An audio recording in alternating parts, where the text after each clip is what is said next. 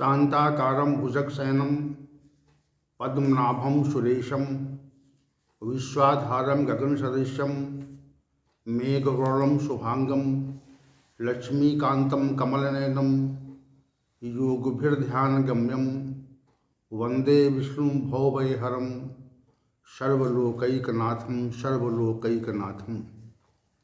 वसुदेवसुतं देवं कंसचाणूरमर्दनं देवकी परमानंदम श्रीकृष्णं वंदे जगद्गुरुं श्रीकृष्णं वंदे जगद्गुरुं। कृष्णाय वासुदेवाय हरे परमात्मने प्रणतक्लेशनाशाय गोविंदाय नमो नमः, गोविंदाय नमो नमः। भगवान श्री हरि की कृपा से उनके मुखार बिंदु से प्रस्फुटित भगवत गीता रूपी ज्ञान के अक्षुण भंडार से हम सभी कुछ रत्न निकालने का प्रयास कर रहे हैं और भगवत गीता पर नित्य निरंतर चर्चा चल रही है और हम सभी श्रद्धालु जन इस चर्चा में प्रत्येक दिवस सम्मिलित होते हैं। ये हमारे लिए और सभी श्रद्धालु जनों के लिए, गीता ज्ञान के प्रेमियों के लिए यह अति उत्साह का विषय है, प्रसन्नता का विषय है। मनुष्य जीवन पर्यंत जब से वह सज्ञान हो जाता है, यानी बाल्यावस्था से ही और वृद्धावस्था तक अनेक सांसारिक कार्यों में लगा रहता है। इतने सांसारिक कार्य हैं कि उनसे उसे अवकाश नहीं मिलता, समय नहीं मिलता। संसार के कार्यों से मनुष्य को समय नहीं मिलता और वह इतना व्यस्त हो जाता है। कभी कभी आपने व्यवहारिक रूप से ये देखा होगा कि लोग कहते हैं कि हमको मरने की भी फुर्सत नहीं है। ये कहते हैं, इसका मतलब कि सांसारिक जो कार्य हैं वह इतनी प्रबलता से कर रहा है, इतना ज़्यादा मतलब व्यस्त हो गया है मनुष्य कि वह संसार के कार्यों में उसे समय ही नहीं बचा और समय न बचने के कारण वह उसकी संसार के कार्यों में इतनी लिप्तता हो गई है कि उसे कहना पड़ रहा है कि मुझे मरने की फुर्सत नहीं है, मुझे इतना समय नहीं है कि हम ठीक से भोजन कर सकें, ठीक से बैठ सकें, ठीक से हम अन्य कोई कार्य कर सकें। इतनी व्यस्तता है जीवन में, इतनी व्यस्तता है। बड़े बड़े उच्च पदों पर जो लोग आसीन हैं उनके लिए इतना सांसारिक कार्य प्रकट हो गया है कि उनको कहना पड़ता है कि हमारे पास समय नहीं है। तो जो सांसारिक कार्य कोई भी मनुष्य, चाहे वो कितना भी बड़े पद पर आसीन हो, तो जो सांसारिक कार्य कर रहा है उस सांसारिक कार्य के परिणाम में क्या उसे प्राप्त होता है, ये विषय है विचार का। कि हम जो सांसारिक कार्यों में इतना अधिक व्यस्त हो जाते हैं और ये कहते हैं कि हमारे पास मरने की फुर्सत नहीं है, तो उस सांसारिक कार्यों से हमको प्राप्त क्या होता है। आज इस विषय को आप विचार कीजिए। तो जब बहुत विचार करेंगे आप तो ये पाएंगे कि जो जिन सांसारिक कार्यों से हमको अवकाश नहीं मिलता, नित्य निरंतर हमारी उनमें स्थिति रहती है, तो उन स्थितियों के बाद, व्यस्तता के बाद, उसमें नित्य चेष्टाओं के पश्चात हमको जो कुछ मिलता है वह या तो वह धन के रूप में मिलता है, या वह संपत्ति के रूप में मिलता है, या वह प्रतिष्ठा के रूप में मिलता है, या वह ऐश्वर्य के रूप में मिलता है, या वह किसी उच्च पद के रूप में मिलता है, और या सांसारिक भोगों में लिप्तता के पश्चात हमें अनेक प्रकार से रोगों की ग्रस्तता हो जाती है। रोगों से ग्रस्तता के रूप में हमको उसका परिणाम प्राप्त होता है। तो विचार करें कि हमने जीवन पर्यंत बहुत ही श्रम करके धन संपत्ति ऐश्वर्य प्रतिष्ठा पद प्राप्त कर लिया, तो वह कहाँ तक हमारा साथ देगा, किन पलों तक साथ देगा, इस विषय पर हम विचार नहीं करते। तो इसलिए सांसारिक व्यस्तता के चलते हम यदि उस मार्ग की ओर उन्मुख हो जाए जहाँ पर जाकर, जिस मार्ग पर चल करके मनुष्य अपने जीवन के वास्तविक उद्देश्य को प्राप्त करता है, तो यहाँ पर तो उद्देश्य के विषय में विचार का ही प्रश्न नहीं है, विचार नहीं करते हम। तो जो समय हमारा, हम कहना चाह रहे हैं, जो समय हमारा इस भगवत गीता ज्ञान की गंगा में स्नान में व्यतीत हो रहा है, वही समय वास्तविक रूप से हमारा उचित समय है, उसी का उपयोग है, उसी की सार्थकता है, शेष जो है असार्थक है। तो हम सभी भगवत गीता ज्ञान में 13वें अध्याय के 16वें श्लोक पर चर्चा कर रहे हैं, और कल की चर्चा में 16वें श्लोक का जो पूर्वार्ध अंश था उस पर व्याख्यान हुआ था, और आज का जो विषय है, केंद्रीय विषय है, वह 16वें श्लोक का जो उत्तरार्ध भाग है उस पर चर्चा करेंगे।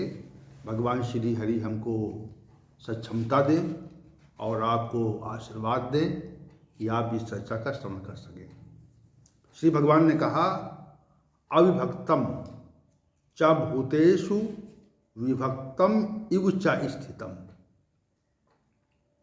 भूत भर्तिर च तत् ज्ञेयम ग्रसिष्णु प्रविष्णु च। वह जो परम ब्रह्म है, जो अनादि है, वह समग्र भूतों में विभक्त हुए के समान स्थित आभासित होता है, तथा वह ज्ञेयम। अब देखिए, इस यहाँ तक तो चर्चा कल हो चुकी थी, अब आज की चर्चा जो है वह तथा वह ज्ञान, ज्ञेय मतलब ज्ञान के योग्य, वो जो परब्रह्म ज्ञान के योग्य है, वह समस्त भूत प्राणियों का भरण पोषण करने वाला और उनको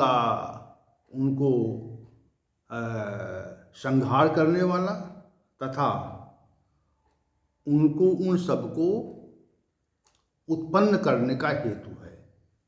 उत्पन्न करने वाला भी वही, तीन स्थितियां हैं। तो जो जानने योग्य ज्ञेयम है, जो जानने योग्य है, इससे पहले भी ये जो पद आया था कि मतलब वह सबका भरण पोषण करता है, इस विषय पर हमारी चर्चा हुई थी। और आज पुनः श्री भगवान ने वही बात कही कि वह जो है वह सबका भरण पोषण करता है। और तो यहाँ पर पहले तो हम ज्ञेयम पद को लेते हैं। जानने योग्य परमात्मा, यानी उसका ही आभास किया जाए, उसको ही जाना जाए, ऐसा परमात्मा। हम ये विचार करें कि हम इस मनुष्य जीवन में क्या जानना चाहते हैं, और जो भी जानना चाहते हैं, जिसके लिए हम श्रम करते हैं, तो जिस ज्ञान के लिए, जिस जानकारी के लिए हमारा श्रम होता है, वह क्या वास्तविकता में जानने योग्य है?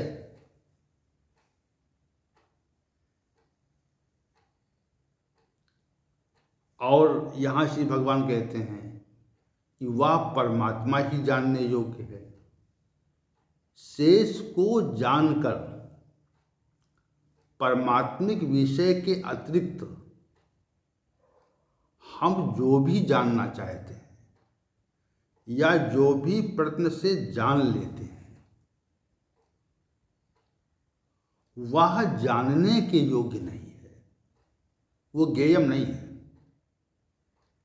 वह मात्र जानकारी के रूप में हमारे समक्ष उपस्थित हो जाता है, वह जानने योग्य नहीं। यहाँ पे जो ज्ञेयम पद श्री भगवान ने प्रयुक्त किया है, उसका यह अभिप्राय है कि जो कुछ भी संसार में हम प्रश्न से जान लेते हैं, संसारिक विषयों को बड़े प्रश्न से हम जो जान लेते हैं, वह जानने के योग्य नहीं है। वह केवल हमारे लिए सांसारिक समय तक, जब तक इस संसार में रहते हैं, तब तक तो उसका उपयोग हो सकता है, लेकिन वास्तविक रूप से वह परमात्मा ही जानने योग्य है।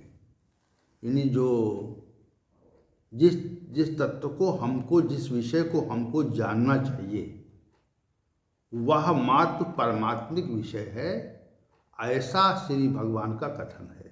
ज्ञेयम केवल एक ही सत्ता है कि जिसको हम सभी शास्त्रों के द्वारा, मनीषियों के द्वारा या अपने अनुभव से, आचार्यों की शरण में जाकर के, तत्ववेताओं से प्रश्न करके, या बहुत प्रश्न से पूजा उपासना उसकी शरण में जाकर के उसको जानते हैं, जानने का प्रयास करते हैं। पहले सैद्धांतिक रूप से जानते हैं, जानने का प्रयत्न होता है, फिर उसको हम व्यवहारिक रूप से जानने का प्रयत्न करते हैं। तो जो जानने का जो प्रयत्न है, वह संसार में जो कुछ भी प्रयास से जाना जाता है, वह मात्र हमारे और अपने तथा अपनों के लिए भरण पोषण का हेतु होता है। उसका अन्य कोई उद्देश्य नहीं होता, उसका अन्य कोई परिणाम नहीं होता। उसका जो बहुत विचार करेंगे आप, तो बहुत विचार करने पर ये ज्ञात होता है कि उसका जो परिणाम है, वह आप स्वयं के लिए है, और या अपने जो संबंधित लोग हैं, संपर्क में लोग हैं, उनके हित के लिए है। तो उनके लिए भी, अब स्वयं के लिए अपना और उनके उपभोग के लिए है। लेकिन वह जो कुछ जाना गया है और उस जानकारी से जो कुछ परिणाम मिल रहा है, उसका इतना ही सांसारिक उपभोग है, उसका कोई परमात्मिक उपयोग नहीं है। इसलिए वह जो हमने जाना है, जिसको हम ज्ञान कहते हैं, वह जो है जानने का योग्य, जानने के योग्य नहीं है। जानने के योग्य तो एकमात्र वह परम ब्रह्म ही है, और वह सत्ता ही है जिसके 3 विशिष्ट गुण हैं। श्री भगवान उधर संकेत कर रहे हैं कि जो जानने योग्य है, जिसके बारे में हम जानना चाहते हैं, वह 3 कार्य करता है केवल। हम सब तो असंख्य कार्य करते हैं जीवन में, कितने कार्य करते हैं, कितने विचार आते हैं, कितने उन विचारों का कितने विचारों का हम क्रियात्मक स्वरूप प्रकट कर लेते हैं। तो उस जो जानने योग्य परमात्मा है, उस जानने योग्य परमात्मा के 3 ही कार्य हैं। क्या 3 कार्य हैं? श्री भगवान ने कहा कि वह सबको उत्पन्न, प्रभ विष्णु, वह सबको उद्भवित करता है। जो कुछ भी यहाँ पर चराचर जगत है, उसको प्रकट करने में, उसको प्रकट करना उसका प्रमुख कार्य है। उसको प्रकट करता है वो। और दूसरा जो क्या करता है प्रकट करने के बाद में, प्रकट करने के बाद में उनकी स्थिति बनाए रखता है, यानी उनके भरण पोषण की व्यवस्था करता है। दूसरा कार्य उसका ये है। और तीसरा कार्य ये है कि उनको अंततः मृत्यु प्रदान करता है, संहार कर देता है उनका। अब देखिए, उस प्रभु के जो जानने योग्य है, श्री भगवान कह रहे हैं कि जो ज्ञेयम है, उसके 3 कार्य हैं। 3 कार्यों में पहला जो कार्य है वह इस समस्त चराचर जगत को उद्भवित करना है, प्रकट करना है, उसको उत्पन्न करना है। दूसरा जो कार्य है, उसने जो उत्पन्न किया है उसको बनाए रखना है, उसकी स्थिति रखना है, वह जगत बना रहे, उसके लिए उसने बहुत बड़ी व्यवस्था की है। सूर्य उत्पन्न किया, चंद्रमा उत्पन्न किया, रात्रि बनाई, जल बनाया, पृथ्वी बनाई, और आकाश बनाया, और अग्नि बनाई, वायु बनाई। ये सब व्यवस्था उसने केवल मात्र स्थिति के लिए की है। इसमें कोई भी एक तत्व ना हो तो हम जीवित नहीं रह सकते। जल न, पृथ्वी ना हो तो आधार नहीं, कहाँ टिकेंगे हम। और जल न हो तो भी हमारा जीवन नहीं चल सकता, और वायु न हो तो कुछ क्षण में ही समाप्त हो जाएगा।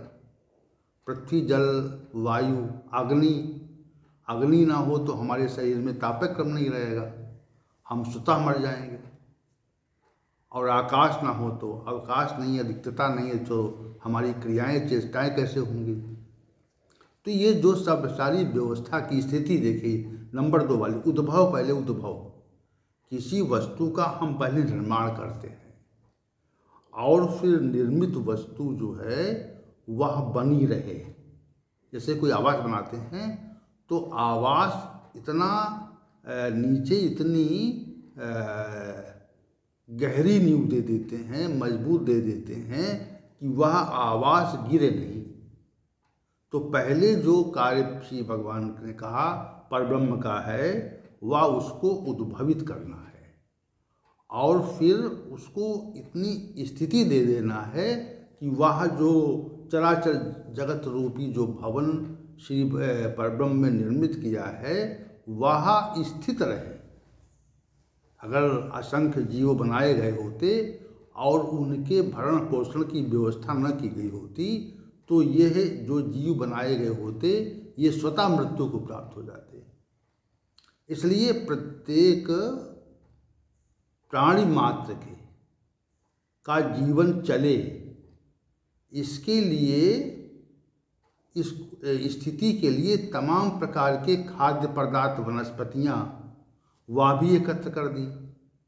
भोजन, मूलभूत आवश्यकता, उसकी व्यवस्था, और उसके बाद में स्वस्थ रहे मनुष्य, इसके लिए औषधियों की व्यवस्था, वनस्पतियों की व्यवस्था, और वो चलता रहे, उसके समग्र कार्य होते रहे, इसके लिए दिवस की व्यवस्था, और श्रम के उपरांत वह विश्राम कर सके, इसके लिए रात्रि की व्यवस्था। इतना बड़ा, इतनी आप विचार करेंगे तो ये पाएंगे कि ये समग्र ब्रह्मांड की जो व्यवस्था है, या पृथ्वी की को ले लीजिए आप, पृथ्वी की जो व्यवस्था है वह ही इतनी विशाल है कि उसको, उसके बारे में विचार करके आपको ये मानना पड़ेगा कि वह परब्रह्म परमात्मा कितना अधिक शक्तिशाली है और कितना अधिक सत्ता वाला है। ये चीज़ माननी पड़ेगी आपको कि देखिए, हम सभी के लिए आवास की व्यवस्था करता है। आवास बनाने के लिए जल है, पत्थर है, और जो भी लकड़ी है, और जो भी लोहा है, जो भी लगता है, जो भी उसमें प्रयुक्त होता है, वो सारी की सारी व्यवस्था, वह व्यवस्था समग्रता से श्री भगवान के द्वारा श्री भगवान कह रहे हैं कि ब्रह्म के द्वारा ही तो की जाती है। स्थिति के लिए, स्थिति की बात हो रही है, वह स्थिति की बात कर रहे हैं कि स्थिति बनाए रखने के लिए इस अपने द्वारा इस प्रकट किए गए, उद्भवित किए गए सृष्टि को स्थिति बनाने के लिए वह परब्रह्म सारी व्यवस्था करता है, और इतनी विशाल व्यवस्था करता है कि ये जगत बना रहे। अब आप ये देखिए कि प्रत्येक जीव के भोजन की व्यवस्था करता है। जहाँ पर अथाह समुद्र है, वहाँ पर जो अथाह समुद्र में जलचर है, उसकी भी व्यवस्था, वह भोजन की व्यवस्था करता है। जहाँ पर मनुष्य नहीं है, जहाँ पर पहाड़ ही पहाड़ हैं, तो वहाँ पर मनुष्य नहीं, लेकिन वहाँ पे जो जीव हैं उनके भोजन की व्यवस्था भी वह करता है। कितना बड़ा मतलब कार्य है। जिन घने वन प्रदेशों में जहाँ पर मनुष्य का कोई अस्तित्व नहीं है, वहाँ पर जो जीव रह रहे हैं उनके भोजन की व्यवस्था भी वो करता है, वैसे ही स्वभाव उत्पन्न कर देता है। तो ये एक, जहाँ तक विचार करेंगे आप इस विषय पर, जहाँ तक विचार करेंगे तो आप पाएंगे कि उस परब्रह्म की जो व्यवस्था है, जो स्थिति नाम से कहा है श्री भगवान से ने, भूत भर्तृ पद से जो कहा है कि वो स्थिर स्थिति बनाए रखता है, यानी सारी संपूर्ण भूतों को धारण करता है और उनका पोषण भी करता है। यानी तो स्थिति मतलब उसको आधार देना और फिर वो जीवित रहें, इसकी भी व्यवस्था वह जानने योग्य परमात्मा करता है। ये श्री भगवान का कथन है इस प्रकरण में। तो दो चीज़ें हो गई, या तो प्रविष्णु का ज्ञेयम का परिभाषा हो गई, प्रविष्णु की हो गई, भूत भर्तृ की हो गई। अब तीसरा श्री भगवान कहते हैं कि वह परमात्मा जो है ग्रसिष्णु, वह सबकी मृत्यु को लाने वाला भी है। देखिए, अब चूंकि सृष्टि जो है आज से लाखों वर्ष पूर्व उत्पन्न हुई थी, और वह सृष्टि उत्पन्न होने के पश्चात निरंतर चल रही है। चलते रहने के कारण उस सृष्टि में असंख्य जीव उत्पन्न हो गए, और जब असंख्य जीव उत्पन्न हो गए तो यदि वो बने रहते, उनका समापन ना होता, तो समापन ना होता तो इस पृथ्वी पर इतने जीव, इतने प्राणी होते कि हम सभी को पैर रखने का स्थान नहीं होता। असंख्य जीव उत्पन्न हुए और समय के साथ वहाँ उनके शरीर विनिष्ट हो गए। तो ये वह जो परमात्मा है उसका ग्रसणु रूप है, ग्रसणु। इसमें एक मनीषी लोग ये भी कहते हैं कि जो ये है सृष्टि बनाई गई है उसमें भी उस परब्रह्म का परब्रह्म ही हेतु है, कारण है, और दूसरा स्थिति है उसमें भी विष्णु वह परम ब्रह्म जो है वह कारण है। और जब सृष्टि का समापन होता है, समापन की बात कहते हैं, कृष्ण मतलब कि जब समापन होता है तो समापन समाप्त करने में भी वह परमात्मा ही सृष्टि को समेट लेता है, तो उसका एक वो भी रूप है।